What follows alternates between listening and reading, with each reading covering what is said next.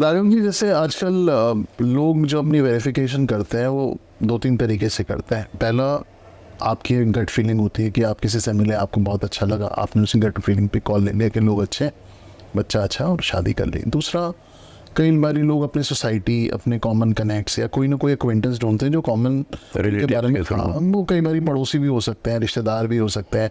अच्छा, कई बारी ऑफिस के लोगों से भी पूछताछ की जाती है, तो ये भी एक तरीका होता है करने का। अब आप लोगों को क्या एडवाइस करना चाहते हैं कि जो भी शादी आप करें तो उसमें किसी को हायर करके सारी डिटेल कराना ज़रूरी है, या what is your take on that? कभी कभी विटनेस के लिए किसी कोर्ट में जाना पड़ता है जी। फैमिली कोर्ट का ये हाल है कि शादी को 1 हफ्ता नहीं हुआ, 7 दिन नहीं हुए, लड़की का जोड़ा भी नहीं उतरा है और दोनों फैमिलीज कोर्ट में खड़ी हुई हैं।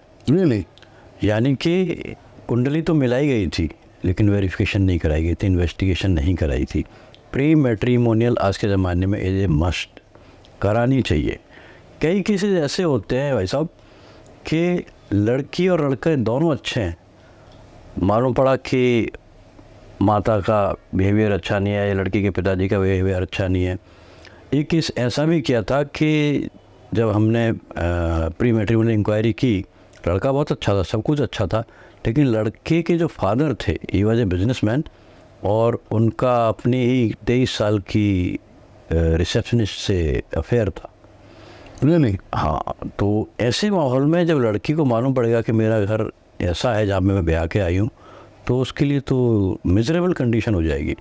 कई बार ऐसा होता है कि लड़के वाले बोलते हैं कि हमारा घर, हमारी प्रॉपर्टीज़ अपनी हैं, ओनरशिप में है घर। बाद में मालूम पड़ता है कि जो रेंट पे है और जिनसे उन्होंने लोन ले रखी है, ऐसे लोग आके वहाँ पे तकाजा कर रहे हैं, जो उधारी उन्होंने कहीं से ली होगी, बैंकर्स आ रहे हैं, पैसा मांगने आ रहे हैं और वहाँ पे क्लिश हो रही है और बहुत सारी चीज़ें हैं। तो इस शादी जैसे जहाँ पे कि एक ज़िंदगी शादी के बाद शुरू होती है, इसको गंभीरता से लिया जाना चाहिए और प्री मैट्रिमोनियल चेक मेरे ख्याल से ज़रूर कराना चाहिए। कुंडली मिलाओ या मत मिलाओ, इन्वेस्टिगेशन ज़रूर कराएं। अच्छा जी। तो मैं sorry to interrupt you, investigation जब हम करते हैं तो वी गिव कंसल्टेंसी ऑल्सो। अच्छा। जैसे कि हम क्लाइंट से बोलते हैं कि आप हमें अपने 10-15 क्वेश्चंस दीजिए, हम उसका आंसर निकाल के देंगे। जैसे कि लड़के या लड़की की मेडिकल हिस्ट्री तो नहीं है,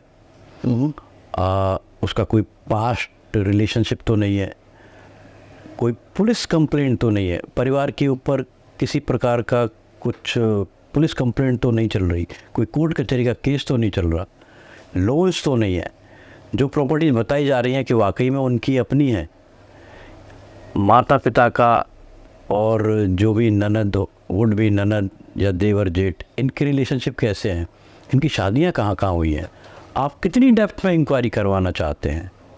ये क्वेश्चंस हम लोग लिखवा के लेते हैं, फिर उन्हीं क्वेश्चंस के आंसर देते हैं। क्योंकि अक्सर ये होता है कि हमने सारी रिपोर्ट दे दी, लड़की वाले पूछ रहे हैं कि भाई तुमने ये तो बताया नहीं कि लड़का दारू पीता है, बीड़ी पीता है कि नहीं। ये सारी चीज़ें लेते हैं और उसी प्रकार से कंसोलिडेटेड रिपोर्ट जो कि कन्विंसिंग हो, हम प्रेजेंट करते हैं। तो राघव जी, जब आप इतनी सारी डिटेल में इन्वेस्टिगेशन करते हैं तो इसमें थोड़ा व्यूअर्स को बताएं किस टाइप के टूल यूज़ होते हैं। जैसे किसी की मदर कैसी हैं या किसी का फादर कैसा है, या जैसे आपने एक बड़ा क्लासिक केस बताया कि फादर इन लॉ का कहीं कुछ था, तो आप इसको सर्टन कैसे करते हैं, उसको श्योर कैसे करते हैं, मतलब क्या तरीके होते हैं? ऑफकोर्स डिटेल में आप थोड़ा अगर हमारे व्यूअर्स को बताना चाहें। See, there is a pattern of investigation, there is a pattern of inquiry, अपनी टेक्निक्स होती हैं। ओके। और ये वास्ट नॉलेज है, एक्चुअली एक बड़ा ही विस्तृत विषय है। ओके। टेक्निक्स होती है और आजकल सोशल मीडिया हो गया, आप किसी का सोशल मीडिया खंगाल लीजिए, आप गलती से किसी की गैलरी में चले जाइए, उसका पूरा कैरेक्टर निकल के आ जाएगा। सही बात है। आस पड़ोस में एक सीक्रेट डिस्क्रीट इंक्वायरी होती है जिससे कि फैमिली मेम्बर्स का बिहेवियर मालूम पड़ता है।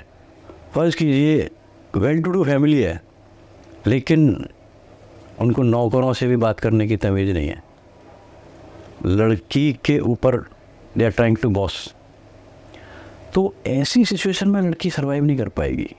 बहुत से केसेस ऐसे हैं कि क्योंकि ससुराल वालों का बिहेवियर अच्छा नहीं था, लड़की ने सुसाइड कर ली। कुछ केसेस ऐसे भी आए हैं कि ससुराल वालों से त्रस्त होकर, परेशान होकर लड़के ने सुसाइड कर ली। अच्छा, ऐसे भी केसेस हैं। और इसमें भी गहराई से डेप्थ में इंक्वायरी की जाती है कि लड़की का कोई विवाह पहले से हुआ तो नहीं, क्योंकि अक्सर देखा गया, बताते नहीं है, शादी हो जाती है, उसके बाद में पता पड़ता है तो क्या कर लेंगे, क्या हो जाएगा।